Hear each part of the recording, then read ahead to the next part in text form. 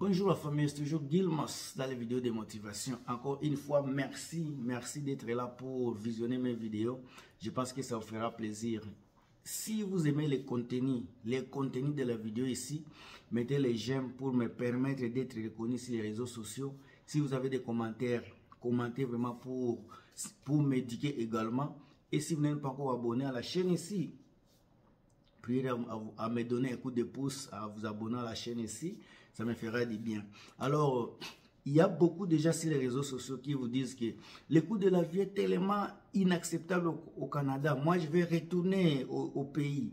Il y a beaucoup de vidéos qui découragent les gens qui sont encore en Afrique et au Congo. Mais moi, je vous dis ceci. Est-ce que ces gens-là sont déjà retournés au Congo? Si ces gens-là sont encore ici en Occident, c'est que ça fait encore mieux. C'est mieux d'être ici que de retourner en Afrique. Ça, c'est selon moi. Alors, est-ce que vous savez que tu peux te taper 70 000 $ de l'an ici au Canada?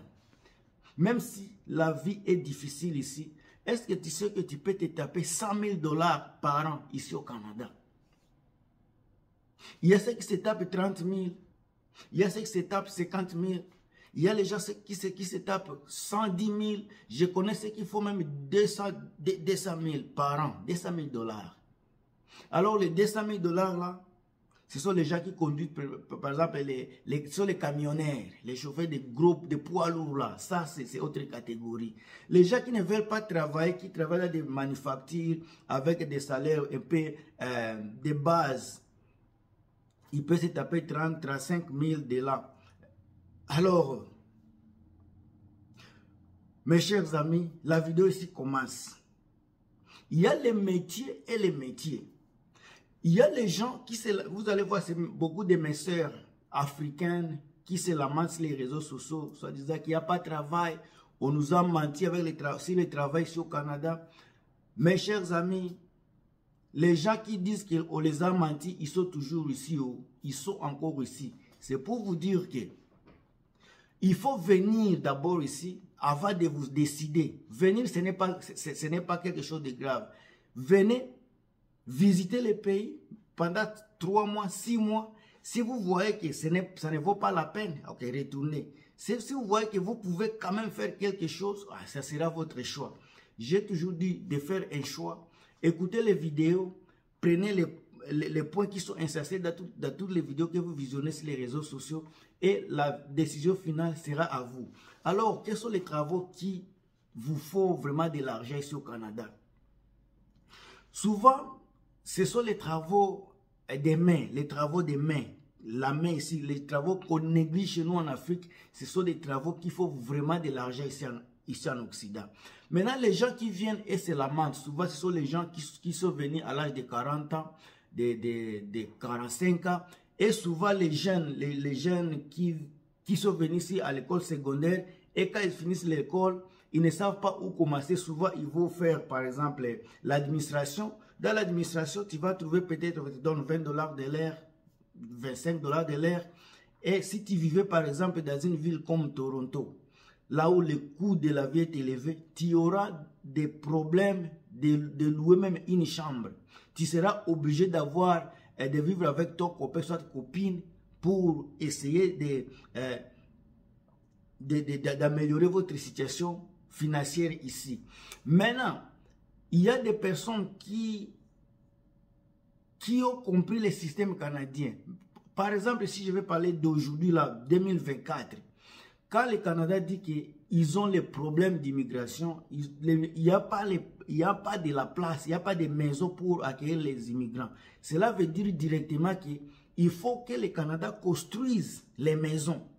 Quand on parle de construction des maisons, ça veut dire qu'il y a déjà les gens qui travaillent avec la main là, ils ont déjà l'assurance et la garantie de travail, les gens qui travaillent avec les mains.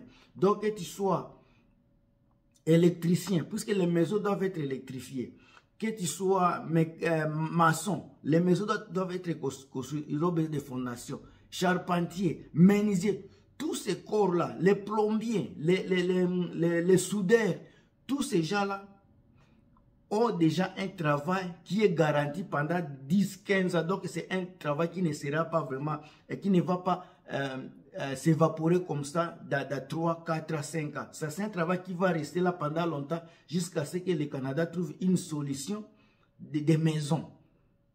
Pendant que la population grandisse, donc il y aura toujours besoin de construire des maisons. À part construire la maison, il y aura également les gens qui font encore des rénovations, réfectionner des maisons. Il y a les maisons qui sont détruites, on va les réparer. Toutes ces choses-là, ça montre qu'il y aura toujours, des travail. Alors, si tu viens au Canada, tu vises être, par exemple, dans le secteur d'ingénieur, je vais te dire que l'ingénieur aujourd'hui, avec les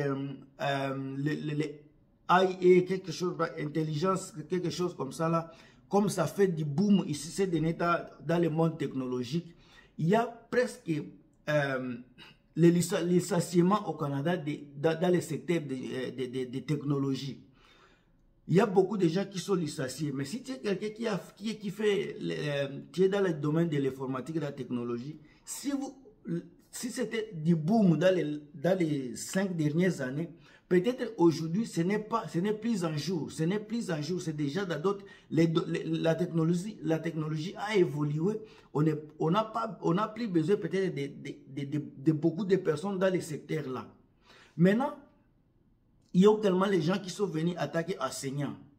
Peut-être, je ne suis pas expert dans toutes ces choses ici, mais je peux me poser la question, si la technologie évolue et que nous avons les ordinateurs, les téléphones, donc l'enseignement également a évolué. La façon dont on enseignait il y a 20 ans passés, ce n'est pas la même façon dont on va enseigner aujourd'hui. Donc les choses changent. Par exemple, quand quelqu'un veut parler de la géographie ou de l'histoire, ce sont des choses qui ne sont plus à jour aujourd'hui, puisque la technologie, ça peut aller. Donc la technologie a changé beaucoup de choses. La technologie a transformé beaucoup de choses. Le travail qui vous donne beaucoup d'argent, c'est des États. Il y a les firmes, dans la santé, il y en a beaucoup. Mais quand je parle des petits jobs, les petits jobs qui donnent beaucoup d'argent, où vous n'avez pas besoin de beaucoup d'écoles, beaucoup d'études, beaucoup d'universités, ce sont les travaux des mecs que je viens de citer, les travaux comme des charpenteries, les maçons, les soudeurs, les menuisiers, les les cimentiers, tous ces gens-là. Les salaires, c'est entre 65 000 et au-delà, même ça peut aller à 90 000. Ça dépend de votre expérience et de la compagnie. Également, les systèmes provinciaux, ça joue également. Il y a les provinces où l'économie est stable, d'autres provinces, l'économie n'est pas stable. Donc, alors, les paies seront également différents en fonction de ces provinces-là. Par exemple, la Colombie-Britannique, les salaires de base horaires, c'est 16,75 $, je pense. 16,75 $. Dans d'autres provinces, c'est à peu près 14 $. Il y a d'autres provinces où c'est 15 $. D'autres provinces, c'est encore, je pense, 13 $. Donc, si vous êtes dans une province où le salaire est élevé, votre salaire également sera élevé. Là, si vous êtes dans une province où le salaire de base est moins élevé, donc ça va changer. Et puis, là où le salaire de base est moins élevé, souvent, le coût de la vie aussi est moins élevé. Là où vous allez vivre, c'est là où ça va déterminer votre salaire et votre épargne. Si vous voulez beaucoup épargner avec les mêmes salaires, vous allez partir, par exemple, dans une province où l'économie est forte, mais le coût de la vie est moins élevé. Et puis, souvent, ces provinces-là, ce sont des provinces qui sont, comment je vais dire, je vais généraliser ceci directement. Le Canada en général, comme vous le connaissez, vous qui faites des recherches avant de partir ici, vous qui êtes vraiment intelligent de faire des recherches avant de quitter votre pays, vous savez déjà que où que vous soyez au Canada, il fait froid. La température va à moins 23, moins 30, moins 40. Ça dépend encore d'une province à une autre, d'une ville à une autre, et chaque année est différent. On ne peut pas comparer toutes les températures chaque année. Ça peut changer cette année-ci, l'année prochaine, ça peut changer. Mais en général, il fait tellement froid au Canada, on ne peut pas se voiler la face. Ici, il fait tellement froid. Il y a des provinces où ça va jusqu'à moins 40. Au centre du Canada, ça va jusqu'à moins 40.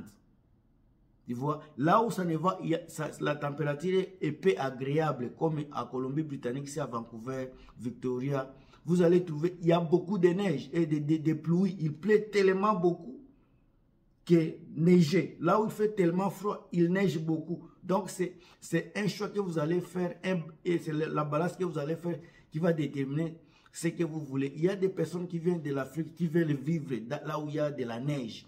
Alors, ces gens-là, ils n'auront pas de difficultés puisqu'il y a de la neige partout. Mais si vous avez un choix spécifique, vous allez vivre où le climat n'est pas tellement froid, ça sera par exemple en Colombie-Britannique, à Victoria, à Vancouver. Mais le coût de la vie là-bas, ça va être élevé puisque tout le monde veut vivre là.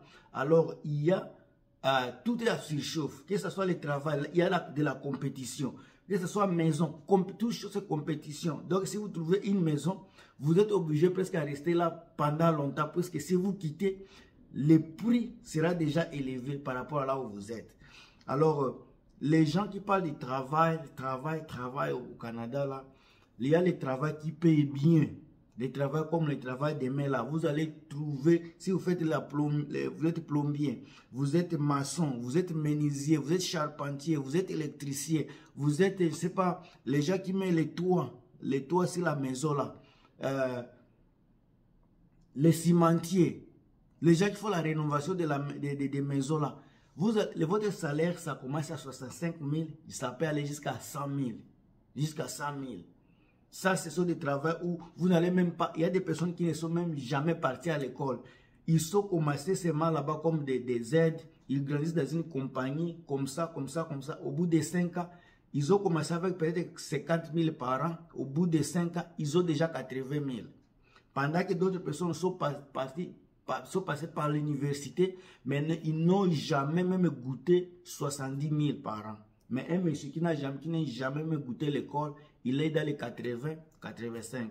Et cela ne veut pas dire que parce que tu travailles dans les services là, que ça sera un service tellement difficile, ça va te rendre vieux, vide, tu seras toujours fatigué. Non. C'est seulement chacun a sa façon de faire les choses. Il y a les gens qui ne veulent pas toucher le travail sale et les gens qui n'ont pas les dons de faire le travail des mains. Chacun a un don. Il y a les gens qui veulent travailler dans les offices, les gens qui veulent conduire des camions. Il y a des gens qui ont besoin d'être taximens. Chacun a ses ambitions et ses visions. Alors, je pense que la vidéo ici, je vais la stopper ici. Si vous avez aimé le contenu, encore une fois, mettez les j'aime, les commentaires dans la boîte de commentaires. Si vous n'êtes pas encore abonné, abonnez-vous. On se revoit très bientôt dans une autre vidéo. Si vous avez un sujet particulier, mettez-le dans la boîte de commentaires. Je serai là pour vous faire la vidéo en question. On se revoit très bientôt et à plus.